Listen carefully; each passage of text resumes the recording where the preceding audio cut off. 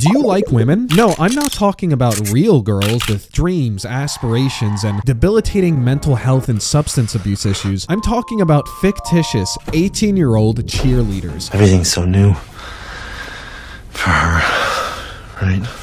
If you're a fan of the comic book aesthetic, addicting hack and slash gameplay, and early 2000s Hollywood where celebrities challenged a line between consent and statutory She's one of the girls that we're all waiting for to turn 18. not only are you a sick fuck, but I can't recommend Lollipop Chainsaw enough. Any 15-year-old. Lollipop Chainsaw is a comedic hack and slash horror video game where you play as the high school cheerleader and zombie hunter Juliet Starling. While the sexualization of Juliet is subtle, the game offers much more than its raunchiness in both its character and story. I don't want to be a fashion accessory, Juliet. This is my life. Juliet at her core remains an intelligent, talented, and hilarious character with the wittiest dialogue I've heard in video game history, most of which plays off the dynamic between her and the magical decapitated head of her boyfriend Nick. What's your favorite color, Nick? Blue?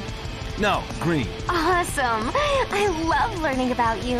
I fucked up. It's yellow. Lollipop Chainsaw's aesthetic combines vibrant and colorful visuals with influences from comic books and anime. The game features characters with exaggerated pop culture inspired designs and pays homage to grindhouse and B-movie aesthetics, embracing campiness and over-the-top violence. The cheerleader theme, it's such a great juxtaposition to the horror genre that also attempts to give me a boner. The game's atmosphere is further enriched by an iconic soundtrack filled with energetic rock and pop music, contributing to its fast-paced and chaotic action. It's party time, motherfucker! I'll make you happy, you don't understand. You take me by the heart when you take me by the I added Hey Mickey to my playlist after beating the game, and when my mother caught me listening to it, she called me gay. In gameplay, Juliet's moveset consists of light punches, which are great at DPS and incapacitating zombies, and the chainsaw, containing slow and vulnerable attacks meant to crowd control and finish zombies off. Throw the right combinations of attacks, and you'll be slashing groups of undead effortlessly. And if you kill any zombies simultaneously, you proc Sparkle Hunting, which plays a slow-motion animation of you decapitating the zombies,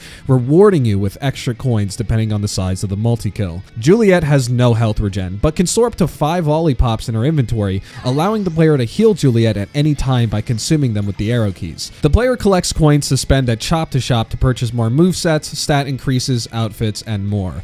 Don't lie. Oh man, I wish I had my penis. As you play the game, you unlock more moves for Juliet, such as Chainsaw Dash, Chainsaw Blaster, Chainsaw Blaster! and even Nick Tickets. Nick Tickets grant you access to Nick's magical powers. Veteran Lollipop Chainsaw players call this effect Getting Head. Your objective is to kill every zombie you see throughout the game's 30... Your objective is to kill every zombie you see throughout the game's 30-minute to hour-long levels, Baba Booey, Baba Booey! which are selected throughout the game's map, a layout of the story setting, and infected San Romero High School. The levels of Lollipop Chainsaw are linear but lengthy, and aside from hacking and slashing zombies, also have fun mini-games which progress you through the game in creative ways. For example, placing Nick's head onto a zombie's corpse. Through the use of QuickTime events, Nick has to remove an object that's in Juliet's path while she cheers him on, which she's great at, if not fucking annoying. Shut the fuck up! Other minigames have you hack and slash zombies, but in more creative ways, and Zombie basketball!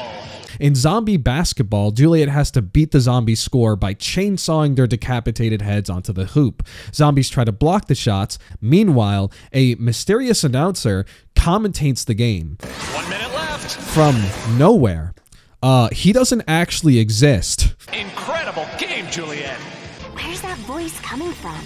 I can't explain it. At the end of every level, the player is graded for their performance, and depending on how they score, are rewarded with a bronze, silver, or gold variant of Nick's head, which does a little dance for you. God, I love you, baby. Mwah. At its core, Lollipop Chainsaw is an over-the-top and inappropriate video game that defies expectations and somehow succeeds. Its comedic charm not only helps overlook its controversies, but also encourages laughter at the absurdity of a game that refuses to take itself seriously.